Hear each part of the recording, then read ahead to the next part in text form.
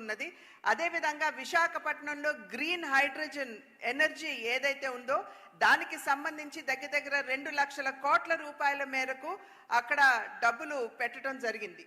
लगभग 1,20,000 करोड़ के हाईवे और इंफ्रास्ट्रक्चर के प्रोजेक्ट भी इसी 6 माह के अंदर अप्रूव हुए हैं.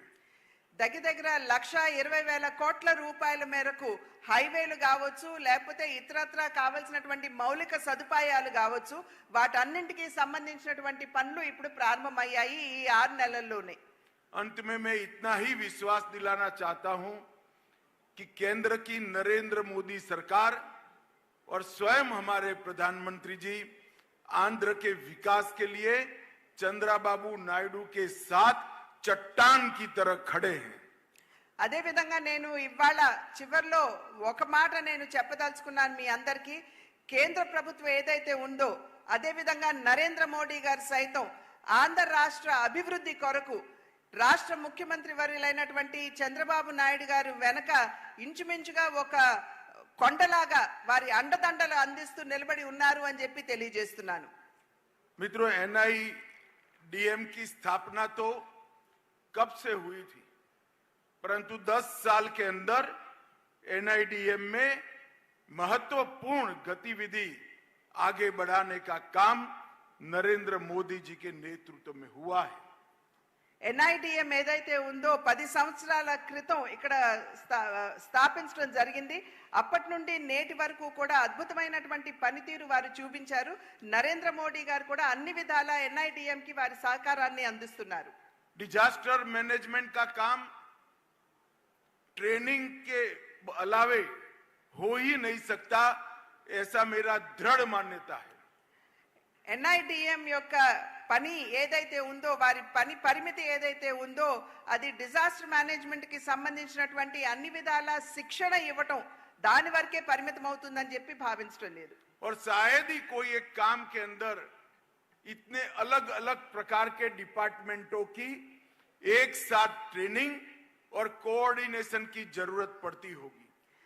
ఒకే చోట ఏదైనా ఇటువంటి వైపరీత్యం వాటిల్లినప్పుడు అన్ని వైపుల నుండి కూడా క్షతగాత్రులకి వారి యొక్క సహకారం అందించవలసినటువంటి అవసరం ఉన్నటువంటి సందర్భంలో అనేక డిపార్ట్మెంట్లు ఒకే చోట ఉండి మరి సమన్వయంతో పని చేసుకుంటూ ముందుకు వెళ్ళవలసినటువంటి ఆవశ్యకత ఉన్నది. ग्राम पंचायत, पुलिस स्टेशन, एनसीसी और स्काउट के कैडेट से लेकर भारत सरकार तक हर जगह पे कोऑर्डिनेशन से काम होता है, तभी सीमलेस डिजास्टर मैनेजमेंट जमीन पर उतरता है. క్షేత్రస్థాయిలో ఉన్నటువంటి గ్రామాల దగ్గర నుండి ఎన్సిసి క్యాడెట్స్ దగ్గర నుండి చివరికి కేంద్ర ప్రభుత్వం వరకు సమన్వయంతో పని చేసుకుంటూ ముందుకు వెళ్ళినప్పుడే మనం అక్కడ వాటిల్లినటువంటి ప్రమాదాన్ని వైపరీత్యాన్ని అధిగమించేటువంటి అవకాశం ఉంటుంది. नरेंद्र मोदी जी ने डिजास्टर मैनेजमेंट के क्षेत्र में अप्रोच, मेथोडोलॉजी और ऑब्जेक्टिव तीनों में बहुत बड़ा परिवर्तन करने का काम किया है. నరేంద్ర మోడీ గారు ఏదైతే ప్రకృతి వైపరీత్యం వాటిల్లినప్పుడు ఆబ్జెక్టివిటీ అంటే లక్ష్యం ఏదైతే ఉందో, అదే విధంగా మెథడాలజీ అంటే మనం చేసేటువంటి పనితీరు మన కార్యాచరణ ఏదైతే ఉందో, అదే విధంగా ఆబ్జెక్టివ్ అంటే లక్ష్యం ఏదైతే ఉందో వీటన్నిటినీ కూడా సమన్వయం చేసుకుంటూ ముందుకు వెళ్ళాలి అని చెప్పి వారు గట్టిగా విశ్వసిస్తున్నటువంటి విషయం. पहले जो अप्रोच था, दृष्टिकोण था, वो राहत केंद्रित था. डिजास्टर आ जाने के बाद जिनका नुकसान हुआ है उनको राहत देना. अब अप्रोच है बचाव केंद्रित है, लोगों को डिजास्टर से बचाना. ये 360 डिग्री अप्रोच में बदलाव नरेंद्र मोदी जी के आने के बाद 2014 के बाद आया है. ఇంతకు ముందు ఎప్పుడైనా సరే ప్రకృతి వైపరీత్యం కావచ్చు, ఇతరత్ర వైపరీత్యం వాటిల్లినప్పుడు కేవలం అక్కడ ఉన్నటువంటి వారికి ఉపశమనం ఎలా అందిస్తాం అనేటువంటి విషయం మీదే కేంద్రీకృతమై ఉండేది. కానీ ఇప్పుడు ఏ విధంగా దృష్టికోణం మారింది అని అంటే అక్కడ ఉన్నటువంటి వాళ్ళని రక్షించడం, అసలు ప్రమాదం వాటిల కంటే ముందే అక్కడికి వెళ్ళి వారికి రక్షణగా నిలవడం అనేది ఇప్పుడు ఉన్నటువంటి దృష్టికోణంగా మనం అందరం కూడా గమనించాలి.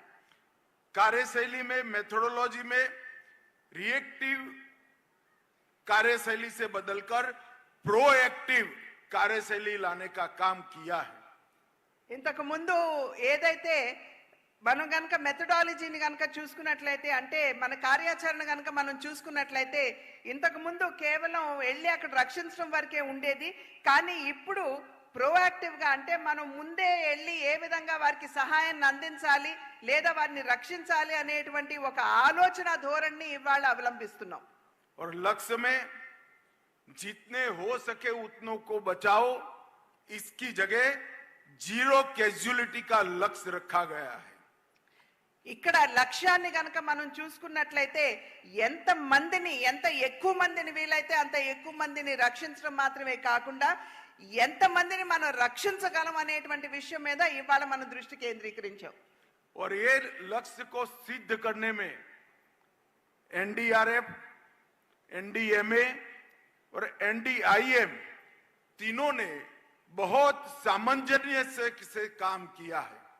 ఈ యొక్క లక్ష్యాన్ని మనం ఏదైతే నిర్దేశించుకున్నామో దాన్ని చేరడానికి ఎన్డీఆర్ఎఫ్ కావచ్చు, ఎన్డీఐఎం కావచ్చు, ఇంకొక ఏదైతే ఇన్స్టిట్యూషన్ ఉందో అవి కావచ్చు, ఈ మూడు కూడా ఏ విధంగా పనిచేస్తున్నాయో వారి పనితీరు మనందరికీ అర్థమవుతుంది.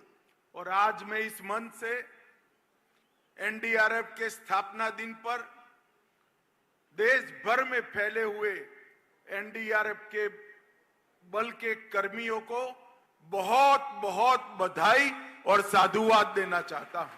ఇవాళ నేను వేదిక మీద నుండి ఎన్డీఆర్ఎఫ్ మరియు దేశ వ్యాప్తంగా ఉన్నటువంటి ఎన్డీఆర్ఎఫ్ సైనికులు ఎవరైతే ఉన్నారో వారందరికీ కూడా హృదయపూర్వకంగా అభినందనలు, ధన్యవాదాలు కూడా నేను తెలియజేస్తున్నాను.